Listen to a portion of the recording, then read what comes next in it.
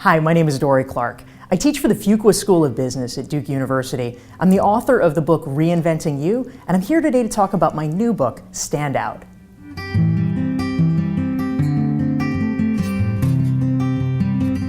I wrote Stand Out because in an increasingly loud and noisy environment where everyone is competing for our attention, it's difficult for professionals to ensure that their best ideas get heard and their true talents are recognized.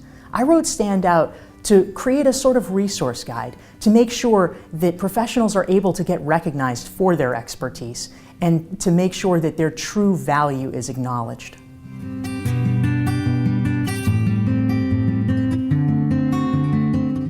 In researching Stand Out, I interviewed a cross-section of about 50 different experts from a variety of fields, everything from business and technology and productivity to genomics and real estate and urban planning.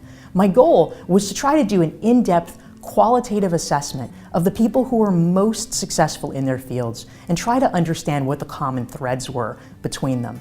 And what I discovered in this process is that too often in our society, we have myths about success that I think hold a lot of people back. The way that we tell the story of success oftentimes is one of two ways. Either success is a surprise, overnight phenomenon that someone gets struck, gets lucky, or when we talk about successful people, there's a narrative that they've always been successful from the beginning of time. Both of those narratives distance ourselves from it and make it seem impossible for regular people to attain real success. That's why I wrote Stand Out, is to break down those myths and to show professionals that we can do this, that there are steps that you can take to get your best ideas known and heard. It's not just special people, this is accessible to anyone.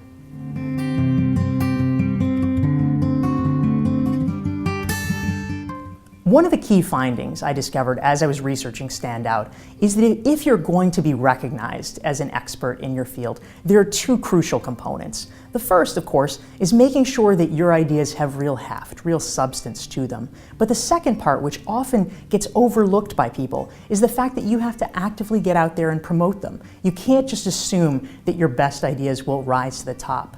And when it comes to building a following around your ideas, it's a three-step process. First, you need to develop a network of trusted people around you, a small group that you can bounce ideas off of and help you refine them. Second, it comes to building your audience, which is where you begin sharing your ideas publicly and making them known so that like-minded people can find you.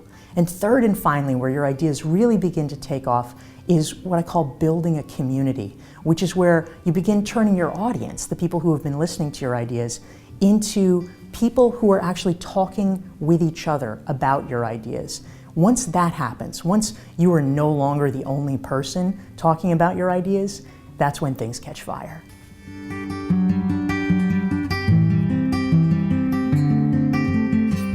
What makes Stand Out different from other books on the topic is that while there are a number of books out there that deal with the tactical elements of thought leadership, about how to get your ideas known, what I tried to do in writing Stand Out was create a systematic framework.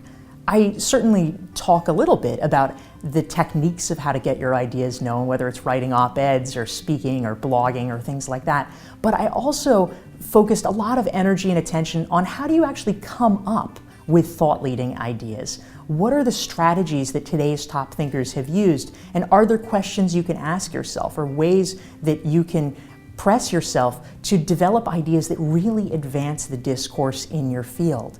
So that's the first piece. And then later we turn to the question of how do you build your network, your audience, your community to make sure that your best ideas get heard and your true talents get recognized.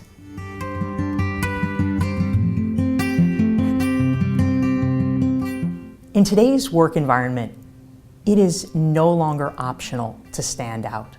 The best form of career insurance is being known and respected for your ideas.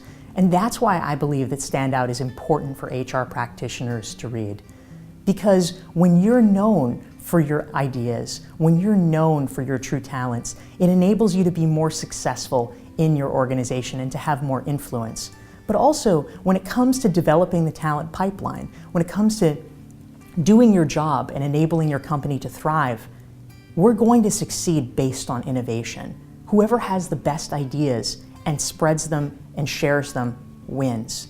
If you can help the people that you're working with find their best ideas and ensure that they rise to the top, that's going to make your organization stronger, it's going to make your career stronger, and it's going to create a lasting competitive advantage.